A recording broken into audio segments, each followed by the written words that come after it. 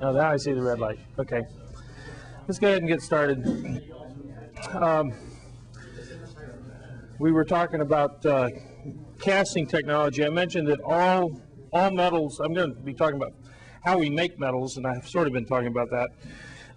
But essentially all metals start out as a liquid that has to be cast in some form. And we've talked about ingot casting, where you basically just have a big cup with very thick walls. It has to have similar thermal mass to what you're going to pour in it. So if you're going to cast a 20-ton ingot, you better have about a 20-ton ingot mold, unless you want to water cool it. Now, for aluminum castings, the way they cast aluminum, I actually showed you a picture of the problem with an ingot casting. Is I may have a great big ingot like this, and they typically have slightly tapered walls. Anybody have an idea why you slightly taper the walls? So you can get it out, right? If it was straight walls, you might cast it in there and you have a hard time pulling it out. But this way, at least when it shrinks away from the walls, it's kind of like taking a cake out of a cake pan, right? So anyway, you have this ingot that you cast and you fill it up to here, but the metal shrinks on solidification. You end up with this pipe, and you have to cut off the top third of the ingot. And that's not very efficient. So in aluminum casting of ingots, and this ingot is then going to, they weigh 20 tons, and you roll it into plate or whatever piece of steel. And you do the same thing for aluminum ingots, and they weigh typically about 20 tons, and that's why the world's biggest rolling mill is an aluminum plant, because aluminum's less dense and the ingots are even bigger. But in aluminum casting, they basically have a water-cooled copper mold with a bottom like this, and they start casting this thing that the top of the ingot may be about the size of this desk. Okay? That's the opening of the mold. And the water-cooled copper mold sidewalls may only be about a foot high. And you basically keep pouring the aluminum in here slowly. They actually have, you can pipe aluminum. It only melts at 1250 degrees Fahrenheit. So you can pipe the aluminum in here and slowly pour it in here while you're withdrawing this water-cooled base.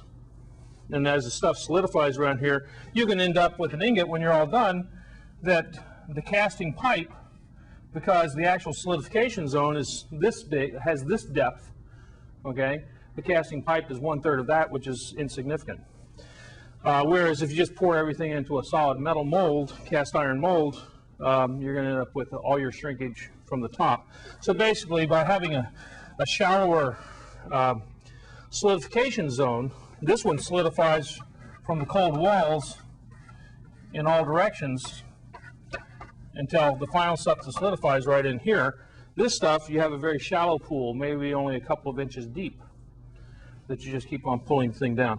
And so actually, not just aluminum, but we actually do the same type of thing in doing superalloys. We do the same thing, actually, we do the same thing for high quality steels, like crankshafts for airplane engines, are done in a mold like this. And you don't get the pipe, you also get a smaller solidification zone, which means you get a finer structure. I showed you before this piece of copper with the great big grains. This was actually cast to this size in a continuous caster. But something like this, the grain size in a 20-ton ingot, the grains could be, the size of a baseball. The grains are going to be proportional to the size of the solidification zone.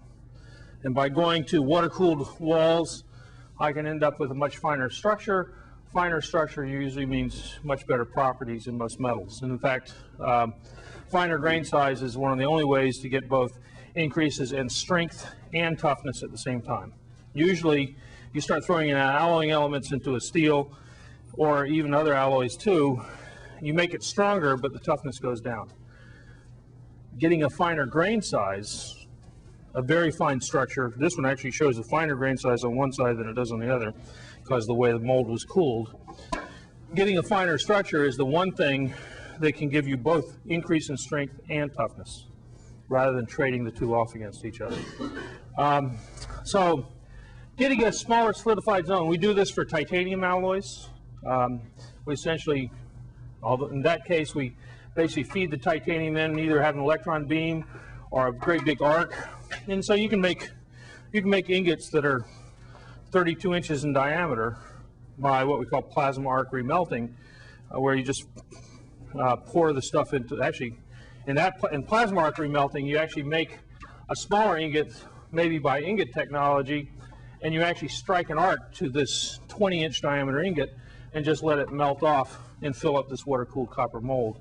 So you're remelting the titanium or the aluminum or the nickel-based superalloy or whatever.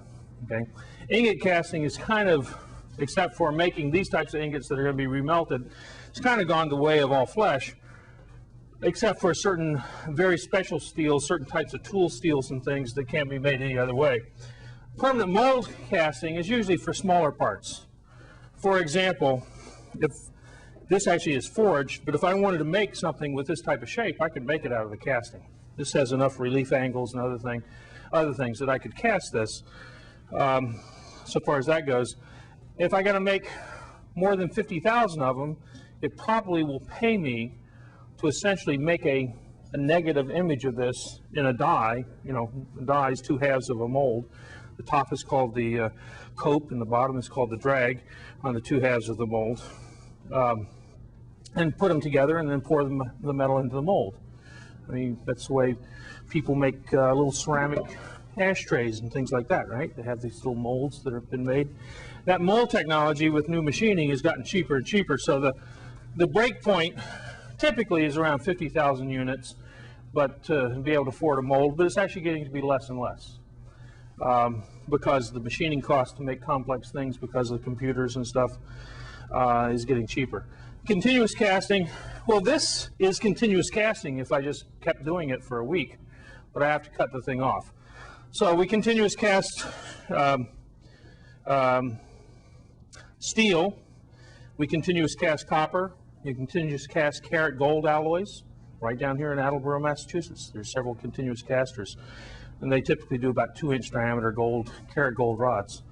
So, you know, why? Well, you don't want to have to be cutting off the top third of your ingot, okay? It actually, in the gold business, the big cost is the interest cost on the material that you're processing. It's not the cost of processing the material. It's the cost of paying the interest on the value of the product, and just the material. And so they will go out and buy a continuous caster and only use it, you know, a few hours a week because the value of the material makes up for the cost of the capital equipment. In other businesses, like the steel industry, where a continuous caster may cost you $500 million, you may want to keep that pretty busy, you know, like, well, to use today's terminology, 24/7, right? Continuous caster typically is only down for maybe one shift a week in maintenance or to change over the mold or something, okay? Then there's sand casting, which actually is kind of the oldest technology in the world because when people found that they could melt copper or brass, actually bronze, where did they have to cast it in? Well, they ended up with this molten metal and it basically cast into the dirt, right? It's kind of like the sow and the pig iron with the sow bar. You just kind of cast it in the sand.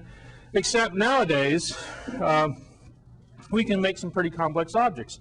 You go into a foundry and they'll have a pattern shop. A pattern shop is nothing more than a wood shop. And what you do in a wood shop is you make something like this, the shape you want, out of wood. And then you also have what we call runners and sprues, which are where you pour the metal in. Okay, this actually has a little knob on the end, but if this was a casting, that might have been where you had a tube coming up and you poured the metal in and then you cut it off when you're all done to make the part that you want. So you have runners and sprues. Well, you start out with a wood pattern of what you want to make. And some of these wood patterns can be about the size of this room, so far as that goes. For example, if I'm talking about a cast iron casting for a great big turbine, a land-based turbine for generating electricity or something, like they build up here, used to build up here at GE Lynn, or well, you've seen marine turbines. But if you actually went to see at a nuclear power plant or a coal-fired power plant and saw the electrical generators, the turbine and generator set, each one of them is about the size of this room. Actually, there may be 2 stories the size of this room. And the casting, the housing that goes over it, is about 4 to 6 inch thick cast iron. And they basically make that with a great big wooden mold, and they pour sand around it. Of course, the sand has binders in it so that when you take the wooden mold out, the sand doesn't all collapse around it. So you make this kind of sand that's got a binder in it, so that you then pour the molten metal in. Well, sand can take the temperature of these things, and you can make very complex shapes, and it's cheap and easy to make sand castings. In fact, I should have brought. We used to have some little MIT medallions. We used to make sand castings up in the foundry when I was a student. Die casting. Well, die casting, you go with a permanent mold, and the only difference is because you got this shrinkage and everything, and you don't want to worry about that. You basically push the material in under pressure, and you may have 4 or 5 atmospheres of pressure squeezing the metal to try to, as it's solidifying, to squeeze the stuff. Now, die casting, if I'm talking about the handles on automobile windows or something like that, if I want to make 100,000 parts, I can afford to do this, and I can squeeze the metal into this die. The die might cost me $100,000. That's why you got to make 100,000 parts, because just amortizing the die is $1 a part if you only make 100,000. If you're making 1 million, boy, you know, now it's only costing 10 cents for the die. But you can have this very complex die, and you can squeeze the metal in there and under pressure, and the die is water cooled. That's one of the reasons it's expensive, because it's got all the cooling channels in it as well as the complex shape. Squeeze it in there, and you can make 10 parts every 60 seconds. Then you do the same type of thing with plastic injection molding. They call it, in plastics manufacturing, they call it plastic injection molding, but it's just a solidification process, typically in a die, and that's how you make all kinds of cheap plastic parts. Yep. Also, I think in the pressure system, you don't have problems discontinuing inside your defects. Procedure. Right. Because you don't have values or something like this. But also, because companies that work with creates values and use the system. Right, well, that's one of the advantages. Hopefully, if you get porosity or something, you squeeze out the porosity. And I'm going to talk about defects and how we do that in a second. That's not always true, though. For example, there's a patent by the International Lead Zinc Research Organization, in that if you dissolve hydrogen in zinc? Anyway, hydrogen often comes out. Hydrogen will often dissolve in liquid metal at a higher concentration than in the solid, and it will actually bubble out as the metal's solidifying.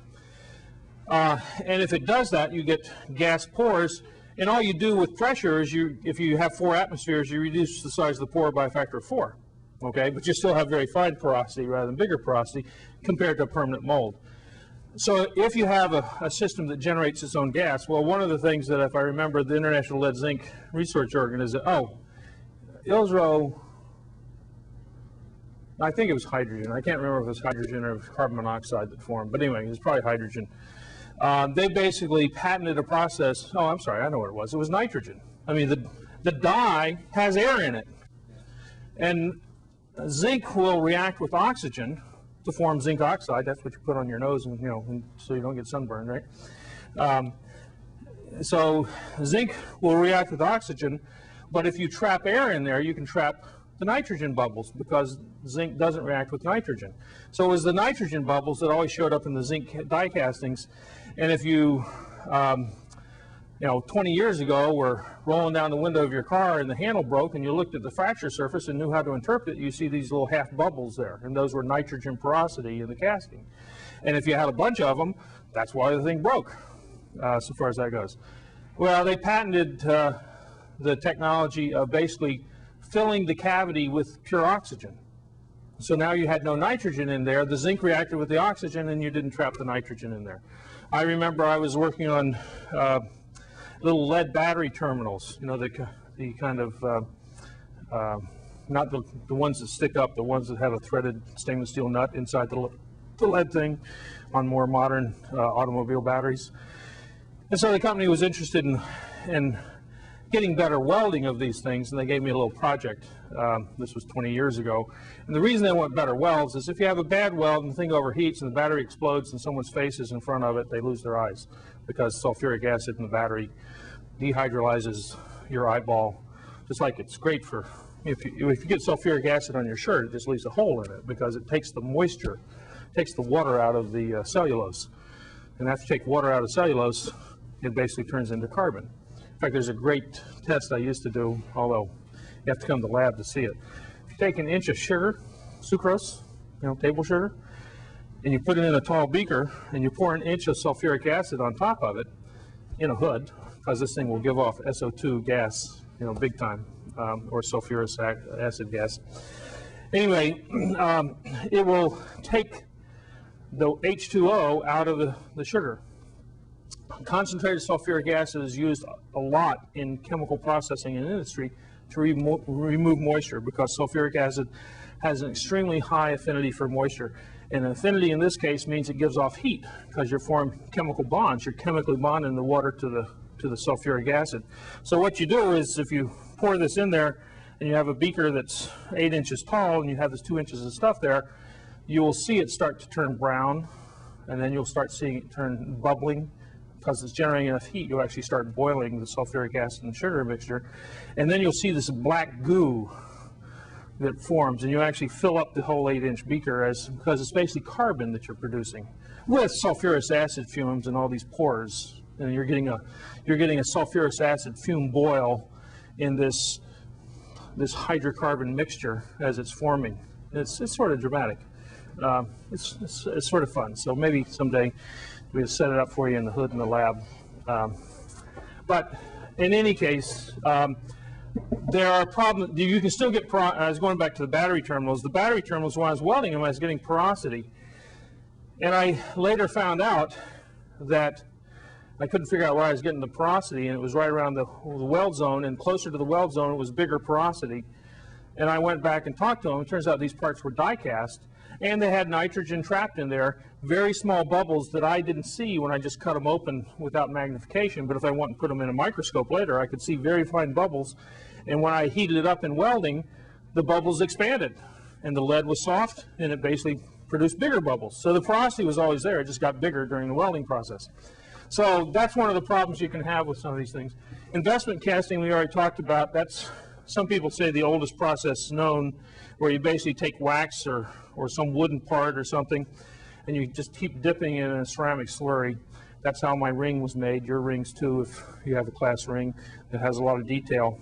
That's how the turbine blade with the internal components. And eventually you just burn out the wood or the plastic, and then you have your mold, and then you pour the metal in. A single crystal is made by taking a polycrystalline material and essentially starting melting the whole thing and then pushing it through a cold zone and letting it solidify very slowly. So that turbine blade, to grow a turbine blade like that, probably took about 4 hours to grow that thing. Very, very slow process. Centrifugal casting is the way you make big cast iron pipe. Developed about 1950 or maybe a little bit earlier than that, but came into big time use in the 1950s for ductile iron pipe. So it used to, now you're seeing more and more plastic pipe, even in the big sizes, but the really big pipe is still cast iron. And they basically just have a big rotating pipe, steel pipe, and they pour the metal in, and it's rotating fast enough that the centrifugal force turns it into a cylinder. It keeps it up against the sidewalls, and you hold it there.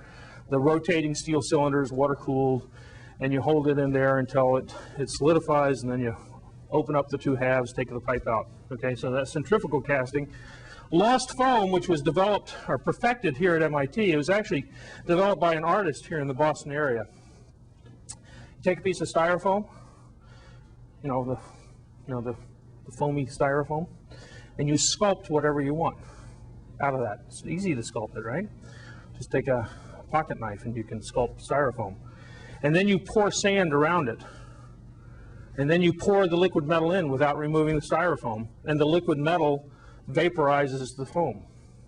And that's your cavity. If you do it right and you have the right consistency of the sand doesn't collapse down. You have to have the sand kind of a little bit sticky.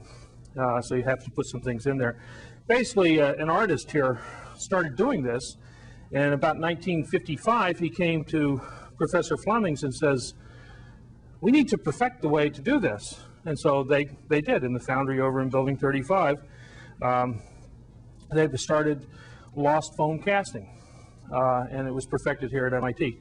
Right now, all the cylinder heads and a lot of the engine blocks for General Motors vehicles, the cast iron ones, are made by lost foam casting. They make a cheap styrofoam die, much cheaper than a permanent mold die, to make it out of styrofoam. They blow the styrofoam in there, and they make the real part, or not the real part, but they make the positive image of the part you want to make, like the engine block, out of a piece of styrofoam. And it has a much better surface than just carving styrofoam, which has all the bubbles and stuff, right?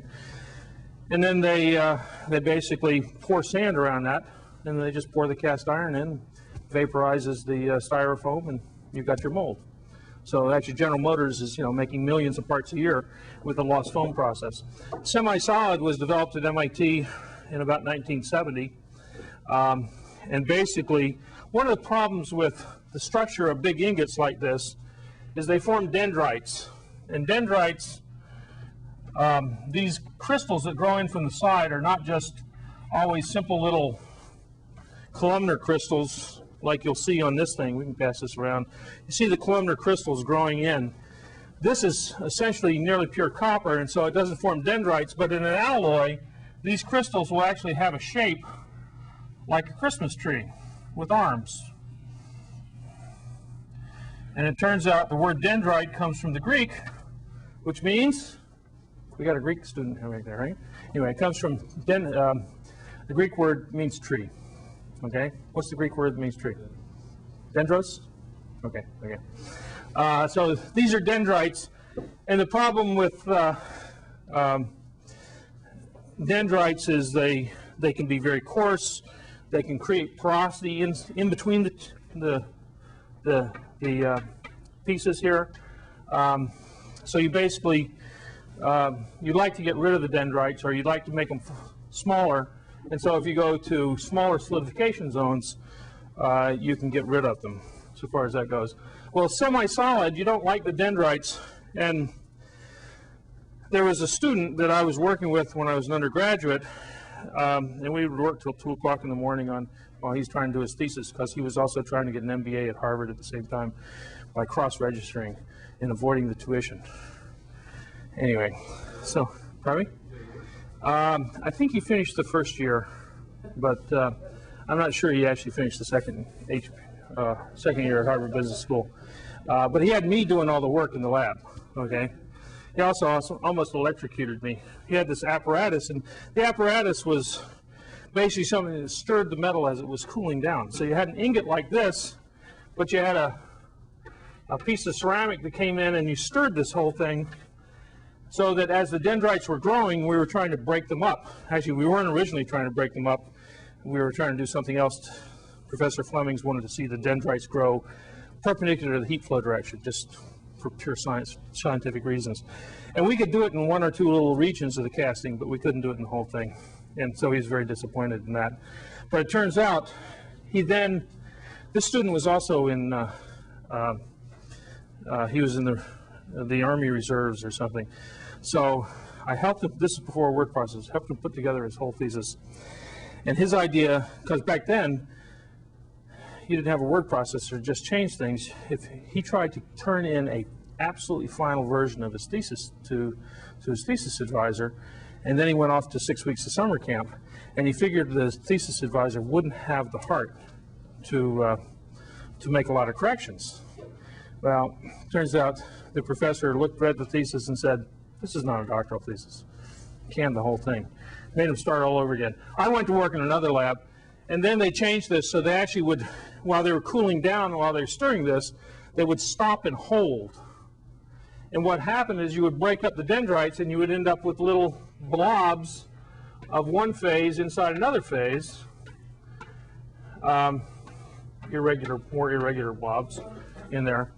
And so instead of a structure of a bunch of these things kind of interlocked together, you ended up with something like this. And so you didn't have these dendrite arms, much better structure, and the material now would flow like soft ice cream. So now you could talk about die casting at lower temperatures.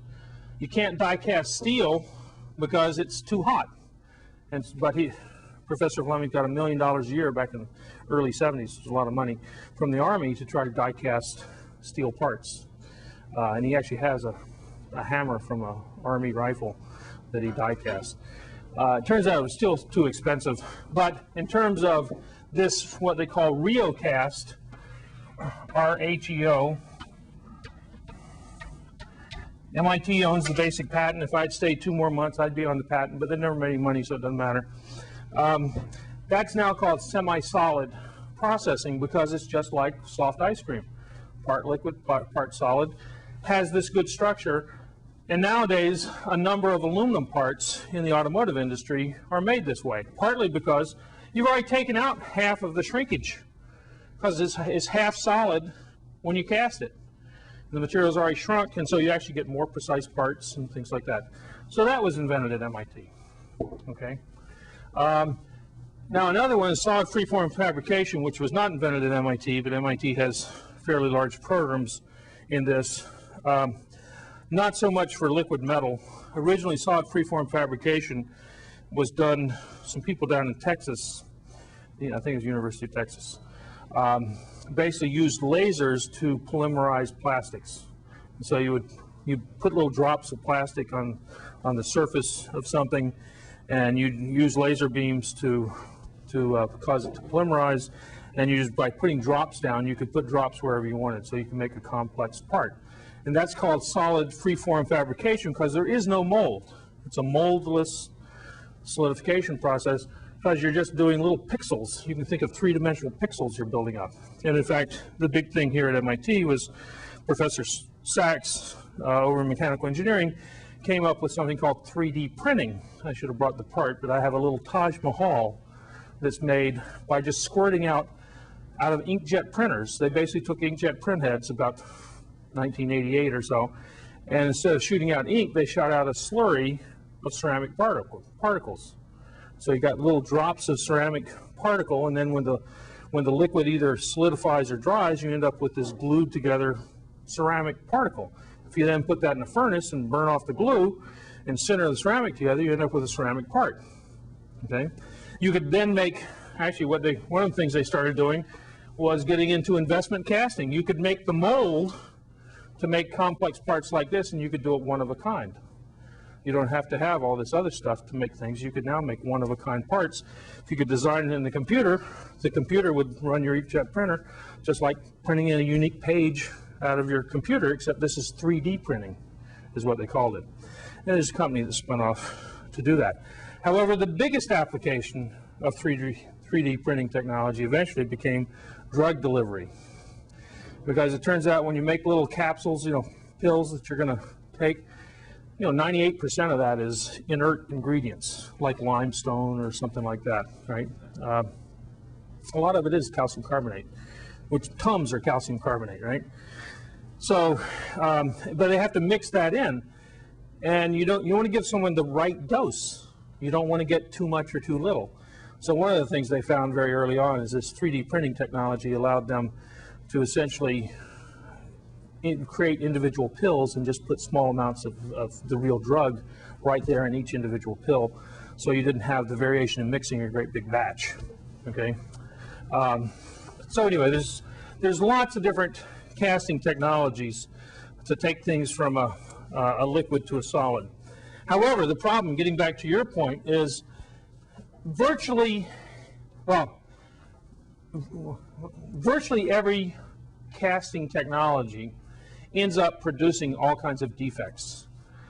The one that doesn't is single crystals, because in general you push the defects ahead of your solidification front. You're solidifying from one direction and you just push all the porosity or gas or anything else ahead. And you can make nearly perfect single crystals, but given the fact you're going at about 1 inch an hour, it's not exactly an economical process. You do things like silicon, semiconductor silicon, or $4,000 turbine blades to make single crystals. You can't do this out of cheap structural materials. All the rest of these, whether centrifugal or investment or whatever, if I took my ring and just cut it apart and polished it in the microscope, and looked at it in the microscope, which I probably wouldn't do, I'm sure I would find some porosity in there. Now, one thing you have to understand is the porosity or defects, there will also be inclusions in there.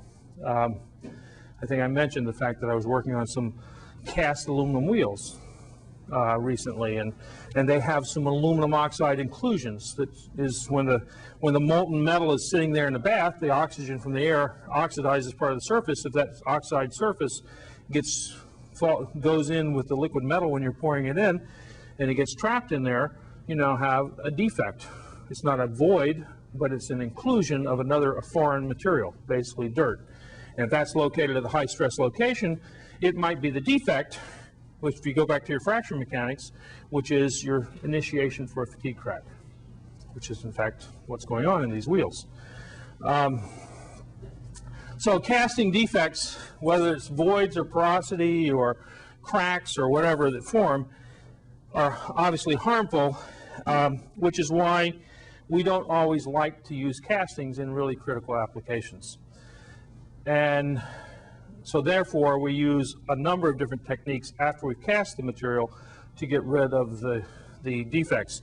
However, one way to reduce the size of the defects is to make smaller castings. If I go back to this ingot and I'm solidifying 20 tons all at one time versus a semi-continuous casting process in water-cooled molds where I'm casting 50 pounds at one time, the size of the flaws that you're going to produce are going to be a fraction of the size of your casting.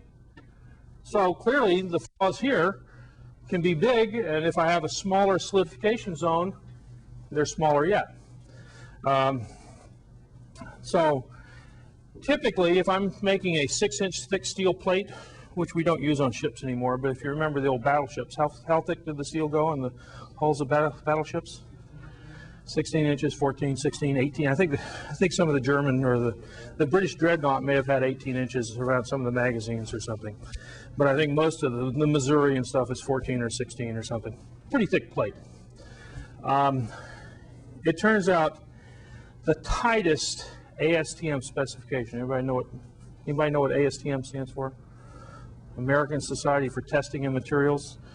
And they have this like 40 volume set of standards that industry can use, and I say, oh, I want to purchase this piece of aluminum to ASTM specification, blah, blah, blah number, and then anybody can go and look that up. So it's basically used for procurement, just different standards. You have the mill standards, and one of the things the military's been trying to do for the last 10 years is to combine the mill standards with the commercial standards, the civilian standards, so that you don't have to have the cost of maintaining the military standards, okay? And so there's more and more of that. But in any case, for ultrasonic inspection of defects in a 6-inch thick or greater plate, and basically the tightest specification says that flaw that you detect with ultrasonics, ultrasonics, same way you look at, a mother looks at her unborn child, right? You get a nice picture image.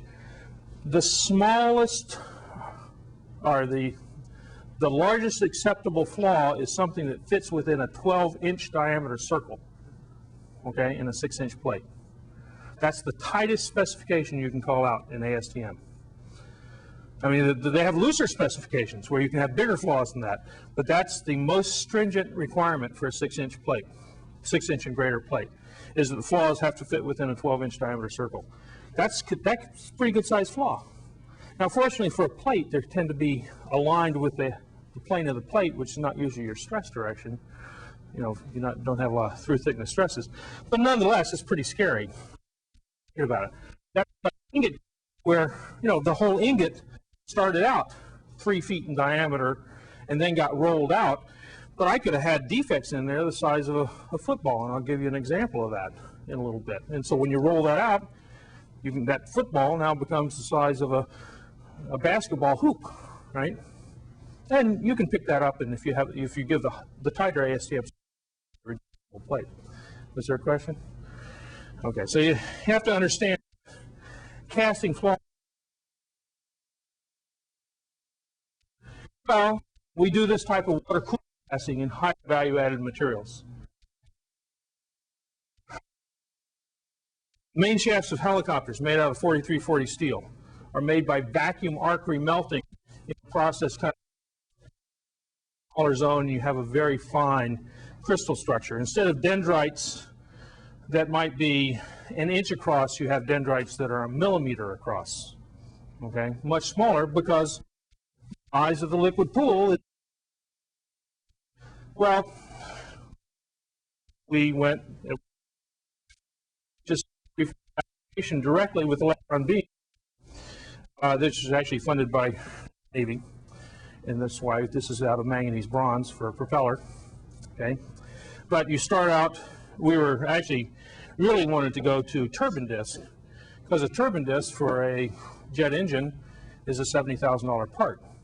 You can afford to go to more expensive casting technologies, but the idea here is, and I didn't polish the end of it, but if you look on the side, you can see this is layers where you essentially lay down an electron beam weld, and you start out with a piece of pipe, manganese bronze pipe, and you just feed a wire in like you're putting down a weld bead. You just keep putting down weld beads right next to each other. And you can see this is the original pipe. This is a surface we only put down 1 or 2 beads, and this is an area we built up. Now it turns out you can propagate, we learned, that are bigger, but in general you get very dendritic structures, even for the type of casting. And there's no mold walls, and so you're limited to certain geometries, but you essentially are laying things down. Now the problem with that technology, it turns out NASA is getting very interested in this electron beam solid freeform because they want to build a space station in space by this technology, because they can use electron beams and they'll just take up a bunch of little rods of aluminum or whatever, and they'll make up whatever structure they want in space, they think. And I just got an email this morning that I may have to go to a conference at the end of the month down at NASA Langley to talk about what we did 8 years ago when we were doing that. Because we've probably done as much as anybody on electron beam solid freeform fabrication. One of the problems is, remember residual stresses?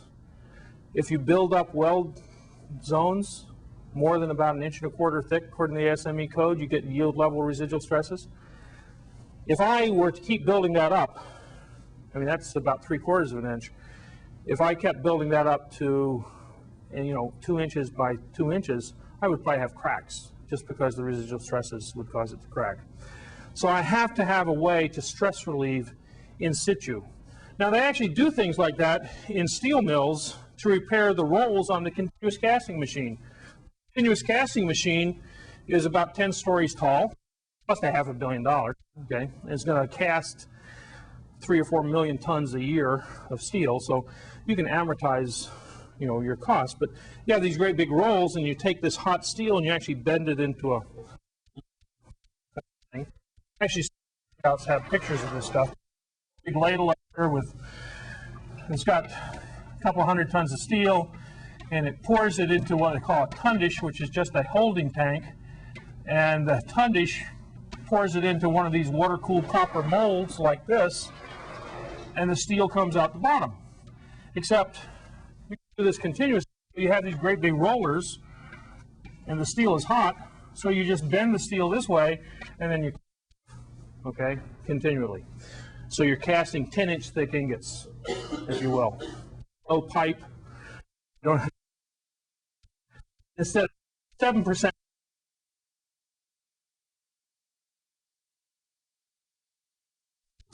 of your steel.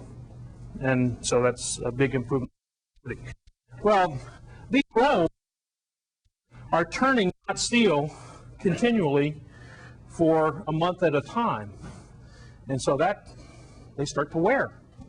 And so you go into a steel plant, they will have a building about the size of a football field, where all they're doing is re-welding the surface of these things. And the whole place is just like an oven full of flames because they weld it, and it may take a week to weld up all the different layers on these rolls to build the surface back up so you can reuse the roll. But they have to preheat the thing to 1,000 degrees or 1,100 degrees, so that they're stress relieving while they're welding. So that's a concern, is how do you stress relieve these parts. One advantage NASA has is there's not a lot of moisture up in space, and you don't get cracking of your residual stresses, but nonetheless, they're going to have some problems. So we do a lot of things now to take this product that's exactly Swiss cheese. We can do a little bit better than the holes in Swiss cheese, but it's got different types of holes in it. Well, we can do several things. We can do forging.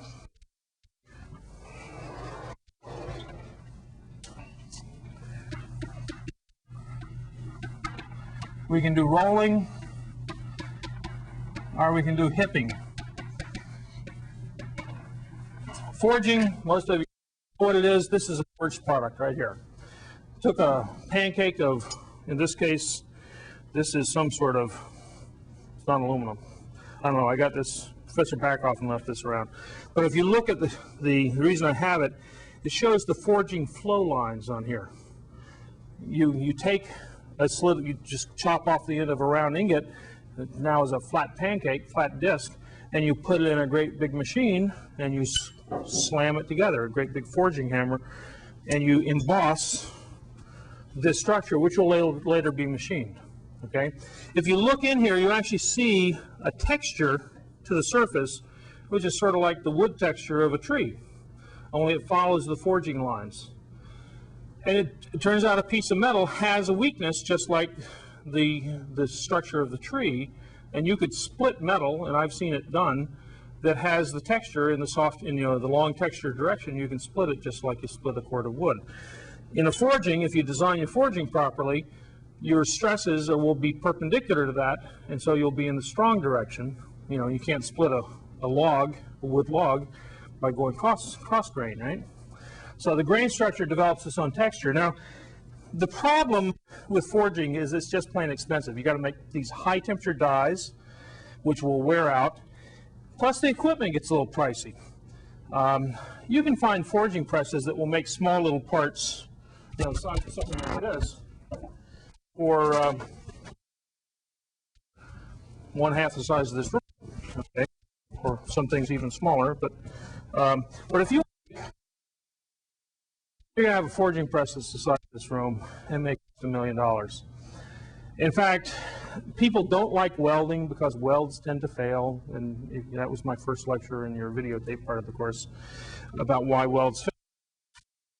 So the Air Force in the 1950s decided that they were only going to go with forged parts, and so they built 2 of the world's largest forging presses, one in Cleveland, Ohio, Alcoa runs that one, and one over here in West Grafton, Massachusetts, near Worcester, which is a company that used to be called Wyman Gordon, and now it's been bought by Krupp, the German steel company.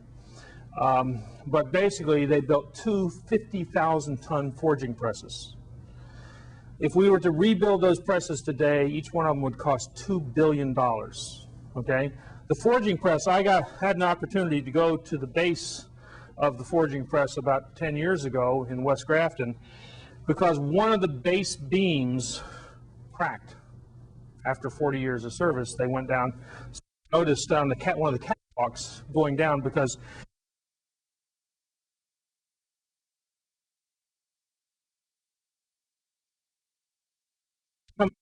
$50,000 on half.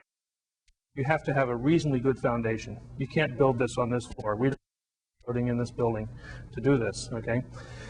So that's one of the reasons the machine is so expensive. It's so massive. Beams, they had 6 beams, if I remember, at the base. So it's basically big columns, not big steel columns, I mean diameter, solid pieces of steel, about 12 stories tall. So this had to be made in something like the forging press of a battleship gun barrel.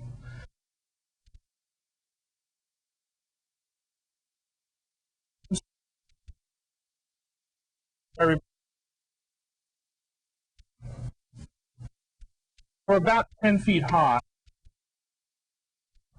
had a flange. I mean, it was just an I-beam cross section basically. It was originally cast, but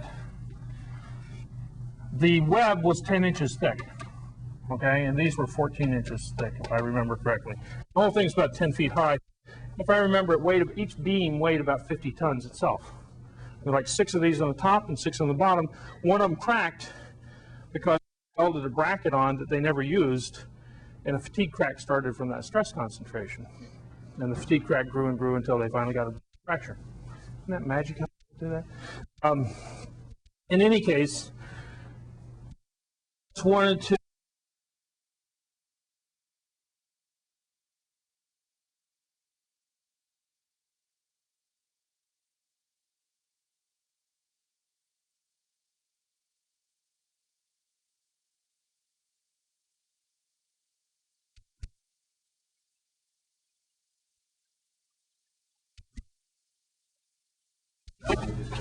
oh.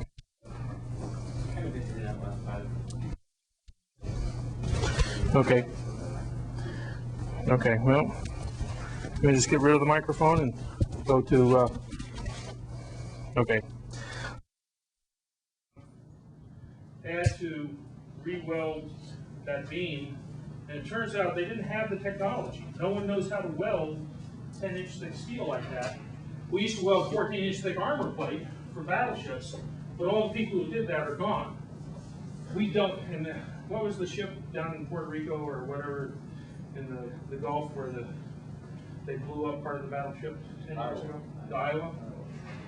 One of the reasons the Iowa was not repaired is because they did not know how to repair it. Okay? No one knows how to weld some of that armor plate. Not that you need armor plate nowadays, because with the charges with the weapons they have today, 14 inches of steel is nothing. Okay? In fact, they have weapons that will go through 36 inches of steel. Okay? No sweat. Okay? So you really, 14 inches of a hull doesn't do you any good anymore. They have shape charges and stuff, and it shoots out this supersonic jet of molten copper 36 inches long, and they use depleted uranium or tungsten penetrators that are 36 inches long, and basically things go on at 5,000 feet per second or something. And just penetrates its way right through things. However, that's a whole other topic, although it's actually sort of an interesting topic to learn about armor piercing penetrators. It turns out one person at Aberdeen Proving Ground once told me that in the mid-'80s there was almost no armor that couldn't be penetrated by the penetrators in the mid-'80s. They were developing depleted uranium. They're only like half an inch, 3/4 of an inch, but 36 inches long. Just a big long rod going very fast, and it just basically cuts its way right through the armor. And I remember one story about a general who, when they first came out with some of these things, they lined up 6 tanks on a battlefield. There's an armored cavalry general, and they wanted to demonstrate this to him, so they shot it, and they shot through all 6 walls of the 3 tanks. Okay, the penetrator went through all 6 layers of armor, one penetrator. And supposedly the general tossed his cookies right there on the battlefield as he saw this, because he realized there was no armor that was going to work. And then just a few years after that, it turned out that there was almost no penetrator that couldn't be defeated by the armor.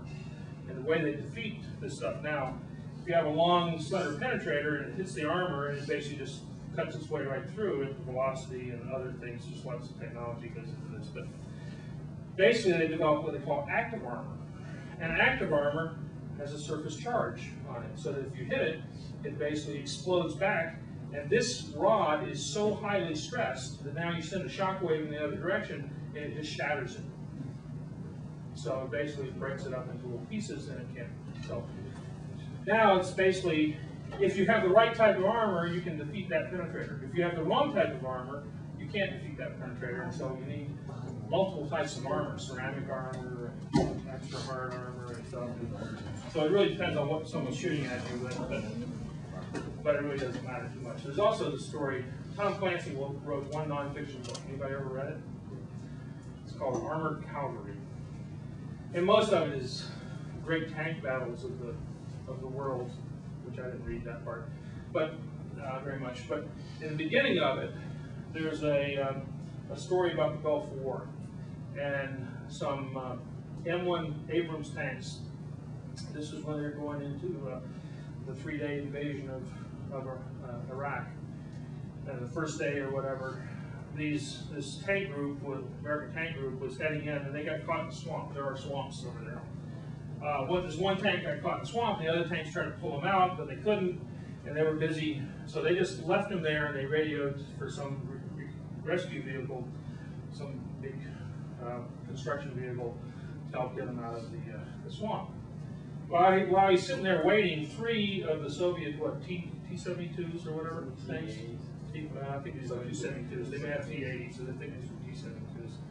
But they came over with some Iraqis in them, came over the sand berm, and they saw this American, and so they fired. The first one fires, and the round just bounces off the American armor. So the American turns around, aims at that guy, wipes him out, one shot. So the second Iraqi decides he's going to help his friend, so he shoots, bounces off the American armor, same thing, turret goes, wipes him out in one shot.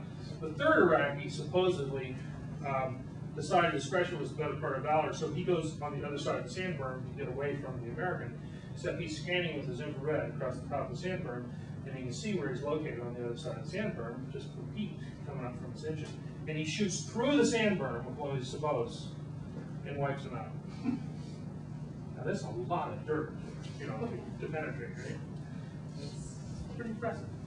Anyway, I don't know what this has to do with castings. And we probably ought to break for the tape right now. We'll take a 5-minute break and we'll come